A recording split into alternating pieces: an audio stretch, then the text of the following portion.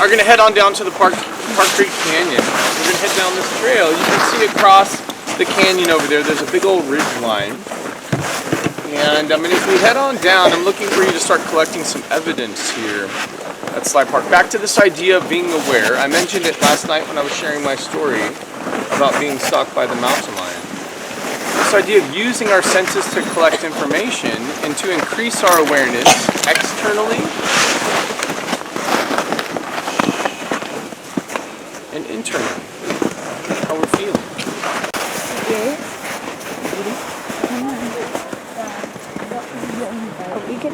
We'd be holding our hands.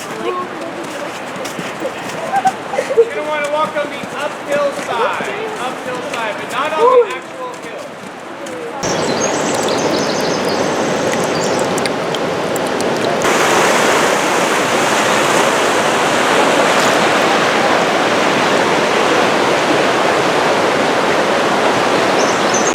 And then that water flows down and into Park Creek Canyon, and that's the water that we see right now. Okay, here you go. Sea otter. Oh, nice. See, told you. Can we put it in there? No, you sketch it. You go find a spot and you sketch it. That's what you. Here's your journal. Do you need your journal? I have journals right here. Yeah, but I've got journals right here. Lens.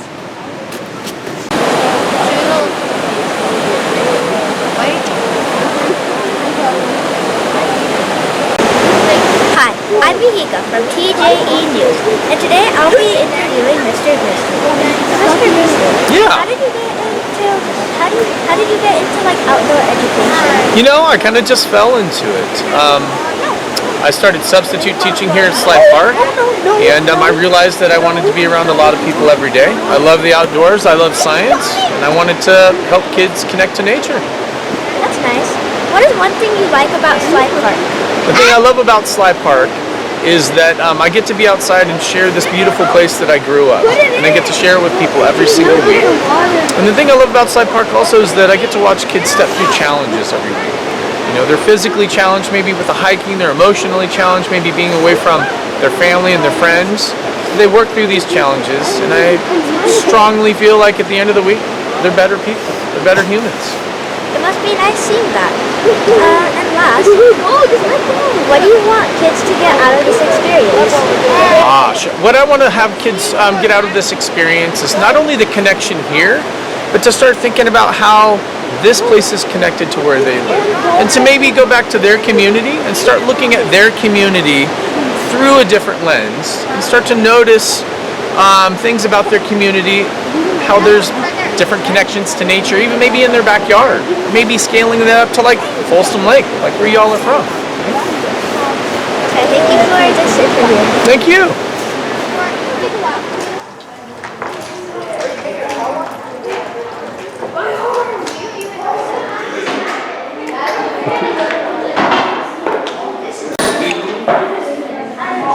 Mr. Goo. I don't think I've ever been called Mr. Goo. Where did you get this? I just have a full one. Yeah, this one doesn't. Just write it on the tape. Write it on the tape. Put the tape on the shoulder.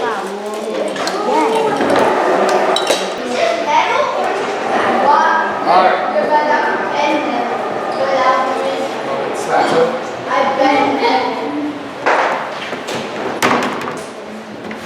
Alright, you're gonna do it. Let's put a little pressure down. Some pressure.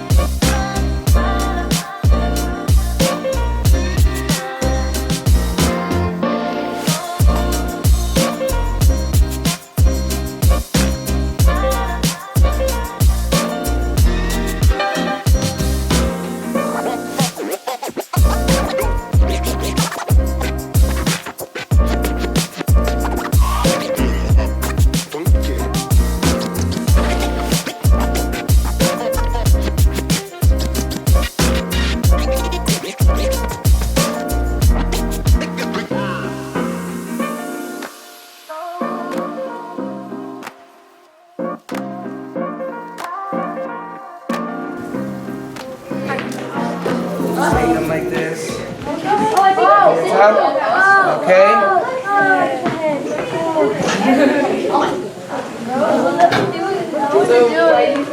Because it goes under the carpet? Okay, Probably did because he likes to escape. Last time he was gone for 3 weeks. I think it's a blue.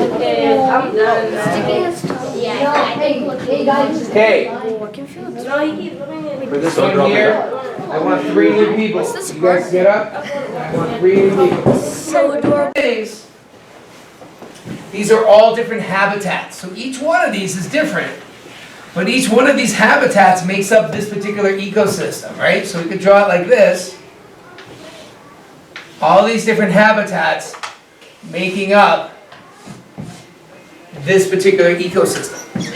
Now, if we were... Alright, what are we doing in here? Today we are going to have a chance to investigate an ecosystem. Remember, we were just in the ecology lab, the study of ecosystems, on a microscopic level. We will be using real scientific investigative techniques to find and describe some of the toughest and smallest ecosystems on the planet. I say toughest for a reason. These organisms, especially water bears, also known as tardigrades, can live on comets in outer space. They have the ability to basically dry themselves out like a sponge. And when they come back in contact with water, they actually come back to life. So they have the ability to suspend themselves, meaning stop their bodily functions, and then come back to life after years of being dried out. That's pretty amazing.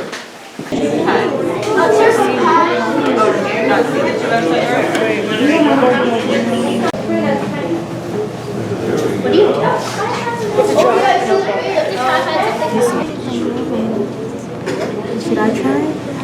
Yeah, I want to see. I want to see.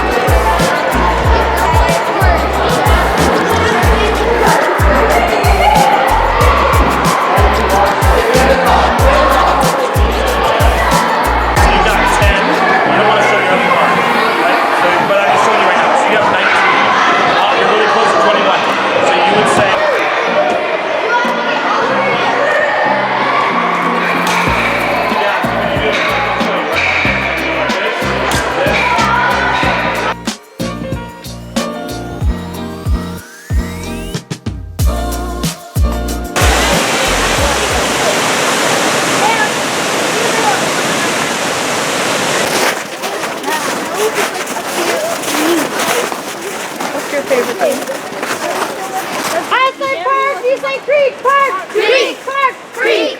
It's not this hike. In just a moment, you are going to throw your snowball that way if you're like, I love this. Right?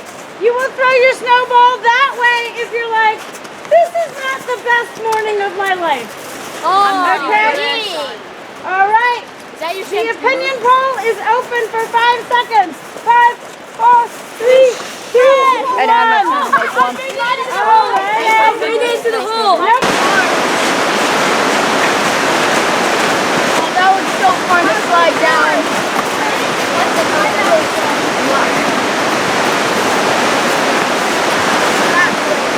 Wow, look at that. That's awesome. That's really cool. Look at it going down. That's wonderful.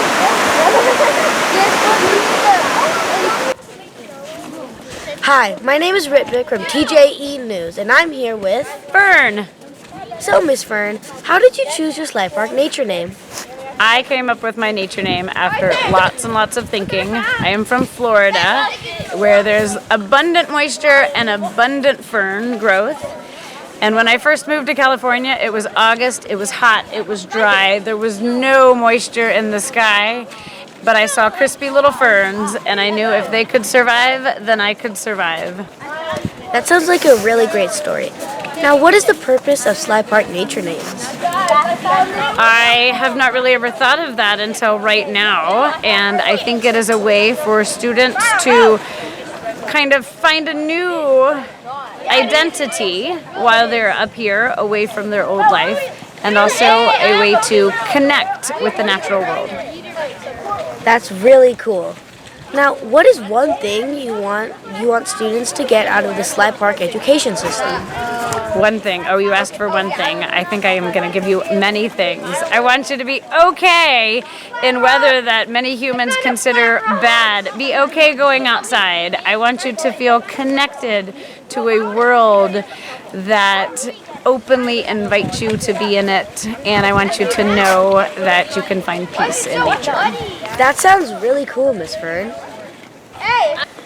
I'm here with some students that have been here at Sly Park this whole week. What are your nature names and how did you choose them? My nature name is Neptune, and I chose it because it's my favorite planet, and we were making our nature names right as we were getting at the astronomy center. My nature name is Guy, and I randomly made it up. My nature name is Snowy Leopard because I like all kinds of music. My nature name is Mint because I really like the taste of mint.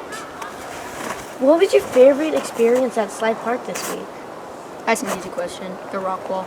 Mount Everest is just built different. I like the rock wall climbing too. I like the rock wall. I like the steam room because there are so many different options to choose from. That sounds really cool. It looks like you guys like the rock wall a whole bunch. For our final question, what do you hope to get out of this Sly Park experience? Probably the memories. Same. Friends and fun. I want to get to know more people. Alright, those are really cool things. Now, back to the studio. That was it for this edition of TJE News.